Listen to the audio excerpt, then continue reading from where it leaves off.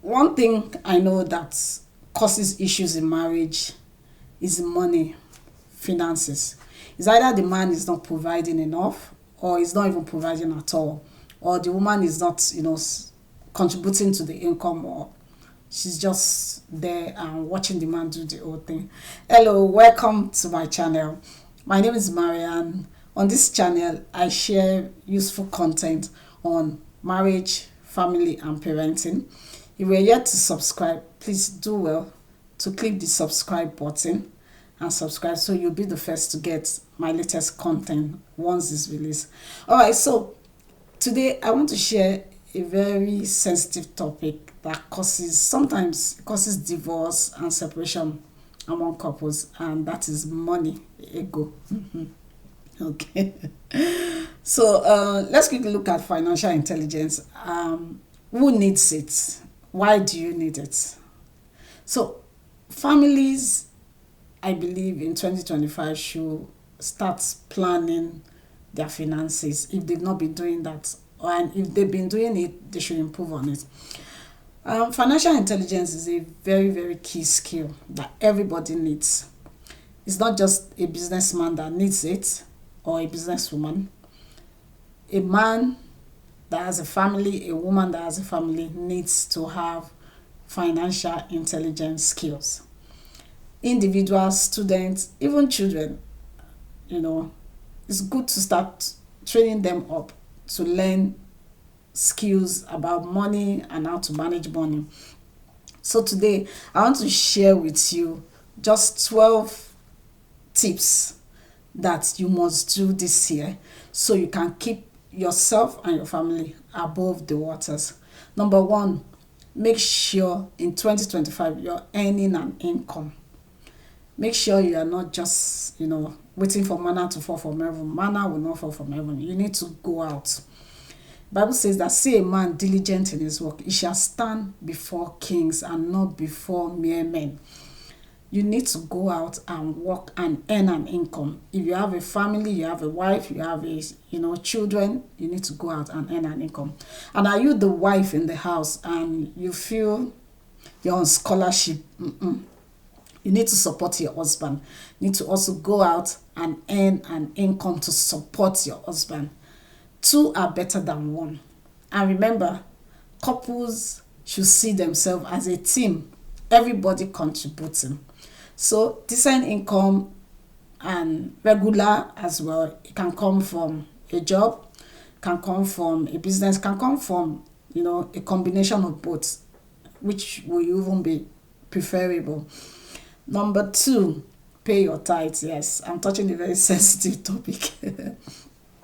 I know a lot of people have been on air and they've been talking about this tithing thing. Hey, pastors are chopping our money. Hold on. It has worked for me. If it hasn't worked for you, you can try it. I mean, there's no harm in trying it. 3 months, try it for 3 months and see how it goes. One thing I want you to realize is tithing is like spiritual insurance. And the one, when you pay your premium on a monthly basis, when there are issues, your insurance company come to cover up. Tithing is like that. If you don't believe me, just try it for 3 months. Don't worry. I know, people are like, the priest is eating the money with his family, buying jet. Don't worry. What is your motive for tithing? You want to obey God. Do it and leave God, the judge of all, to settle you and settle the priest. So tithing is very, very important. Is your insurance cover when things are tight? Good. So number three, you need to have a saving culture. As you earn income, no matter how small, what you earn does not matter. It's what you do with what you earn, that's what matters. I remember, someone who used to work in an oil company. For several years, this guy was working in an oil company, and unfortunately, one day he was laid off. And to our greatest surprise, he had no land. He had no savings. With that huge income, that was a very, very, bad thing he did to himself. You know, people ahead of us go through experiences, we should learn from them. So don't be that person that will use your two hands to eat. Mm-mm. Remember to save 10 to 20% from your monthly income on a monthly basis. Remember the story of Joseph when he was a prime minister in Egypt. Joseph saved Egypt from a famine that would have erased the entire generation of Egypt because he had financial intelligence. He knew how to manage money. He understood that it was necessary to save in the days of plenty so that in the days of famine, what you have saved, your reserve can cover up. I know some women, Ashebi and all that, they are not necessities. Your life is more important. Your children's life are more important.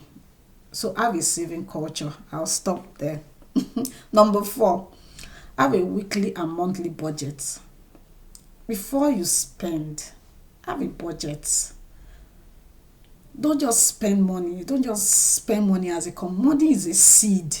You don't throw it around anyhow. Seeds are meant to be planted. And when you plant a seed, it grows. It comes out as a plant. It grows. It comes out as a tree. It bears fruits. Before you know, those fruit become trees. See money as a seed and you will handle it in a better way. Have a monthly and weekly budget. When you go out spending, check, have a list. Even when before you go shopping or anywhere, have a list and spend according to what you require that is necessary. That brings me to my next point. Try to buy necessities. Buy necessities. What is necessary? If you have surplus after you saved and you buy necessities, you can take care of yourself. Maybe yourself and your spouse go out for dinner on wedding anniversary, birthdays, and all that. Or go on holiday somewhere if you can afford it. But don't spend as if money, grows on trees, like they used to say in those days. All right, then the next one is number 6. Buy in bulk. Buy in bulk. Buy in bulk. When you buy in bulk, you save a whole lot of money. And once you have enough at home, the days you don't have money, because you already have enough stocked up at home, that covers up. You don't even need the cash because you already have some stuffs in the house that you've purchased to cover up for the days that you don't have money to spend. And if you're saying, oh, I can't afford to buy in bulk, you can create a platform with your trusted friends. Buy in bulk and share. Buy everything in bulk and share with your friends on that platform. Create a platform of sharing foodstuffs. Create a platform of sharing, ideas as well, sharing things, and buy in bulk and share with your friends and make sure, you're telling them the right price so that they don't find out and they leave you alone. Okay. So number 7, track and monitor your budget on a weekly basis. Track and monitor your budget and your spending habits. While you're spending, monitor your spending habit. These are perilous times. You can't afford to just be throwing money around. And Bible says that gross darkness will cover the earth. Darkness will cover the people. The days will get harder and harder. I'm not a prophet of doom, but I just want you to realize that, spending money anyhow is not really nice because you could get into trouble with finances in future. If you remember that, every time there is famine, countries or families that have planned for days of famine, they don't usually have issues. I remember I used to have a mentor that he had a weekly business, a monthly business. He had a business that provided money on a daily basis. He had another one that provided money on a weekly basis, on a monthly basis, on a yearly basis. So recently I was speaking to the wife and I was saying that they are not feeling the Nigerian issues because they planned. They managed when they had enough, like Joseph, they saved and managed their resources effectively. So I go, the next point is number 8, avoid arrival mentality. Some of us, once we've gotten a brand new contract, has the ban of the house. That's when we're throwing parties for our friends to come over and have fun. Or your wife is not good enough for you at that point, or as a woman that you want all the ashwebis in town. Or you're just starting a business and everything that passes you want to acquire, you want to have it. Arrival mentality gets people into economic crunch. It turns people to beggars. So avoid arrival mentality. Number 9, practice delay gratification. Yes. I remember, back then, one of my mentors that doesn't even know is my mentor, Bishop David Oyedepo, was doing ASU strike, and he called all of us, all the students that were on ASU strike, called over and he started talking to us and teaching us about money, finances, working hard, working smart, being something in life for yourself and for the people around you. And I remembered, there was something he said that stuck to my brain today. I said, don't start a business and your first profit, you're buying a Coke to drink. You can drink water. You've been drinking water all the while and did nothing. In fact, water is even more healthier than Coke. So delay gratification. If you are just starting a business and your business is growing as a family man, delay that gratification. Don't worry. Days will come where you have, in fact, you won't even need to buy. People will give you. Or, you are a woman in the home and everything that passes you want to acquire, you want to put in. Delay that gratification, because your future is more important than the now. It's what you do now that you reap in the future. So plan your finances very well as a family. Number 10, have a personal plan. I see goals. I see people in an income for years. It's still the first degree. You see a man with a family of 5 is still doing the same job for 5 years, 10 years, no improvement. You see a woman after marriage, she becomes entitled and she feels she's on scholarship, does not want to do anything. You must have personal goals. As technology is changing, everything is changing. If you don't move with the fast-paced world, you become obsolete. And even your husband, if you're a woman and you're just there, 5 years in marriage, you're just there, you've added nothing to your life, your husband will get tired. And or you are a man and you have this high-flying wife and you're just there, my wife is there, she will get tired. Marriage is interesting. Marriage is sweet if you know how to manage yourselves and work as a team. Number 10, start something. If you're working, nobody, years back I read this book, Rich Dad, Poor Dad by Robert Kiyosaki. Nobody gets rich working for anybody, nobody. There must be something you're passionate about. There must be something that, you're passionate about. You want to add value. You want to deliver value. You want to help people solve some problem. You must have a side business. You can't just go to work for 20 years, 25 years, and you're waiting to retire. Why? The days of retiring, at old age has passed. No. People don't wait to retire at old age anymore. Start something, because if you keep working and you don't have anything by the side that you're growing gradually, one day You can be laid off, like the oil company guy I talked about earlier, who was laid off. He just woke up in the morning and they told him it was over.